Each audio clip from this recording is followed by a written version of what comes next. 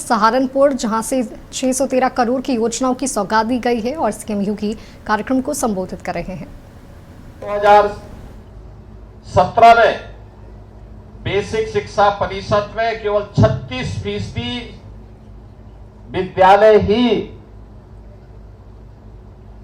पूरी तरह संतृप्त माने जा रहे थे। टॉयलेट नहीं थे, पेयजल की व्यवस्था नहीं थी,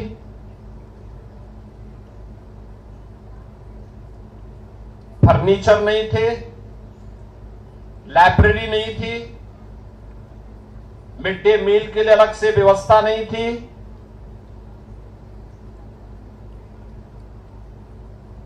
लाइट की व्यवस्था भी नहीं थी। हम लोगों ने तब ऑपरेशन कायाकल्प चलाया था। ऑपरेशन कायाकल्प में मैंने सभी जनप्रतिनिधियों से, सभी अधिकारियों से, उद्यमियों से अपील की थी कि ऑपरेशन कायाकल्प में बेसिक शिक्षा परिषद के स्कूलों में व्यापक रूप से सुविधाएं उपलब्ध करवा करके उनके संतृप्तिकरण के लक्ष्य को पूरा किया जाए। उसके पैरामीटर तय किए गए। हर स्कूल में बालक और बालिकाओं के लिए अलग अलग टॉयलेट हो, पेयजल की व्यवस्था हो, मिड डे मील में जो कुछ भी उन बच्चों को मिलता है हर दिन के आइटम पहले से तय हो, हर बच्चे के पास वहां पर स्मार्ट क्लास भी हो, डिजिटल लाइब्रेरी हो, हर बच्चे को हम सरकार की ओर से यूनिफॉर्म दे सकें, बैग दे सकें, बुक्स दे सकें, सभी प्रकार की सुविधाओं से आच्छादित कर सकें, छात्र और शिक्षक के रेशियो को ठीक किया जा सके और इसके लिए अभियान प्रारंभ किया गया। मुझे बताते हुए प्रसन्नता है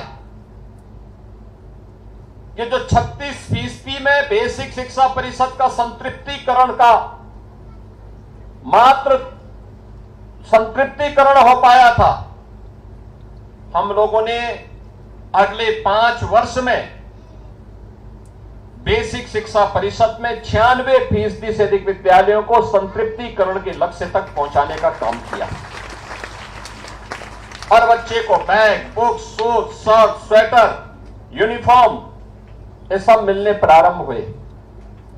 परिणाम था नामांकन बढ़ा और आज पिछले 9 वर्ष में 60 लाख से अतिरिक्त बच्चे बेसिक शिक्षा परिषद में बढ़े और ड्रॉप आउट रेट इन सभी सुविधाओं के कारण जो पहले 19-20% था घट करके आज 3 से 4% तक रह गया है।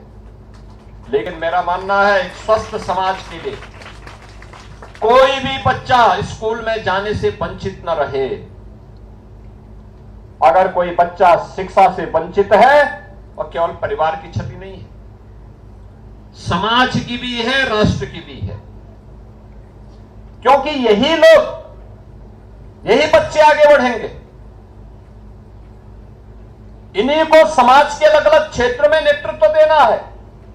ये मंच पर जितने भी नेता बैठे हैं, मंत्री बैठे हैं, सांसद, पूर्व सांसद या अधिकारी शिक्षा विभाग के या प्रशासन के, पुलिस के जो अधिकारी हैं, ये भी कभी छात्र थे,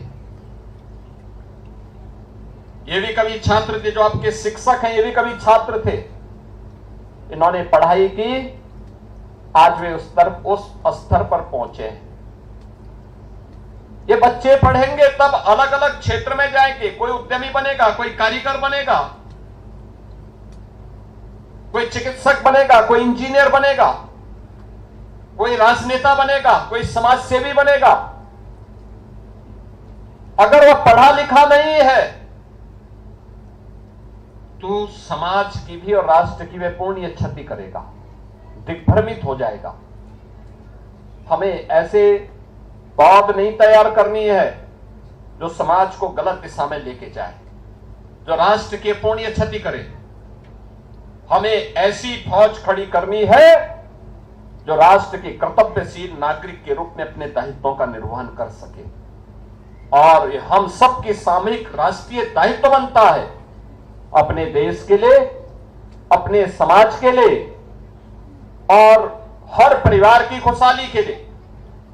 इस दिशा में एक प्रयास ये प्रारंभ हुआ है। मेरी अपील होगी